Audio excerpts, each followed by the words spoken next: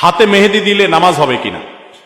হাতে যদি মেহেদি দেন মা বোনরা, তাহলে সেক্ষেত্রে নামাজের কোনো অসুবিধা হবে না, বরং মেয়েদের জন্য হাতে মেহেদি দেওয়া সুন্নাহ, ভালো। নবী করিম সাল্লাল্লাহু আলাইহি সাল্লাম কোন এক নারী কিছু একটা দিয়েছেন পর্দার আড়াল থেকে হাত দিয়ে বা কোনোভাবে, তো নবী সাল্লাল্লাহু আলাইহি সাল্লাম মহিলাদের ওদিক থেকে দেওয়া হয়েছে কিন্তু হাতে মেহেদি নাই, এটা দেখে তিনি আশ্চর্য হয়েছেন যে কোনো পুরুষ নাকি সেখানে, মানে পুরুষের হাতটা আসলো কোত্থেকে। তখন বলা হলো না, মহিলাদের হাত।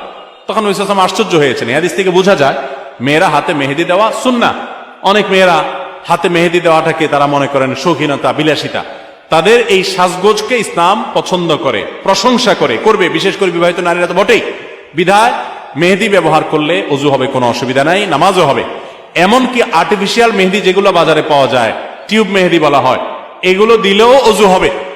এগুলো দেওয়ার ফলে অনেকে মনে করেন ওযু হবে না, কারণ এগুলো দেওয়ার ফলে অনেক সময় এই মেহেদিগুলো খসে খসে পড়ে, চামড়া খসে পড়ার মতো।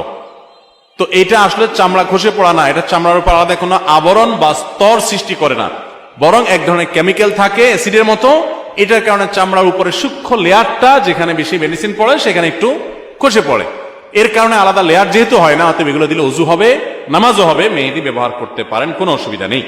এবং মেহেদি চুলও ব্যবহার করা যায়, পায়ে চাইলে পায়েও মেহেদি ব্যবহার করা যায়। অনেকে বলে না, যেই মেহেদি দাড়িতে চুলে ব্যবহার করা হয়েছে, নবী সাল্লাল্লাহু আলাইহি সাল্লামের সুন্নাহ যেটি আপনার দাড়ি চুলকে সাদা হয়ে গেলে সেটাকে অন্য কালারে, মেহেদির কালার ইত্যাদিতে পরিবর্তন করার নির্দেশ তিনি করেছেন, তাহলে সেটা কিভাবে আমরা পায়ে দিতে পারি? অনেকে বলেন এটা একেবারে অযৌক্তিক কথা এবং শরীয়ত কোথাও এটা নিষেধ করে না যে পায়ে মেহেদি দেওয়া যাবে না, পায়েও মেহেদি দিতে পারেন। এবং যারা মনে করেন যে দাড়িতে চুলে ব্যবহার করে যে জিনিস, সে জিনিস পায়ে দেওয়া যায় না, তো তেলও তো দাড়িতে চুলে মানুষ ব্যবহার করে, তো তেল পায়ে দেন কিভাবে? তো এটা যেরকম পারেন মেহেদিও একইভাবে দিতে পারবেন।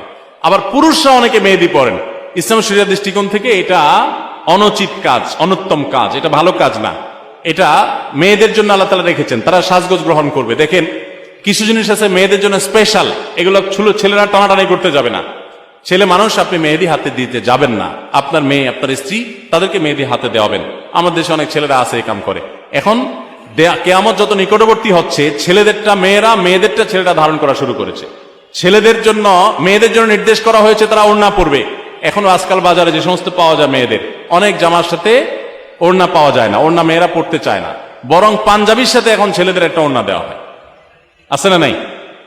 তো এগুলো কিয়ামতের লক্ষণ। শয়তান নারী পুরুষের মধ্যে এ ধরনের অস্থিরতা তৈরি করবে, এটা কিয়ামতের আলামতের মধ্যে থেকে একটি বিধায়।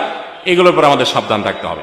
মগ বা বালতির ভেতরে হাত ঢুকিয়ে দিয়ে ওযু করা যাবে কিনা? মগ বা বালতিতে হাত ঢুকায় দিয়ে কোষ করে পানি ওযু করতে পারবেন, তবে তার আগে অবশ্যই আপনার দুই হাতের কবজি 3 বার ভালো করে ধুয়ে নেবেন, এটা সুন্নাহ। নবী করিম সাল্লাল্লাহু আলাইহি সাল্লামের নির্দেশনা এটা। ইসলাম সবচেয়ে বেশি আমাদেরকে সভ্যতা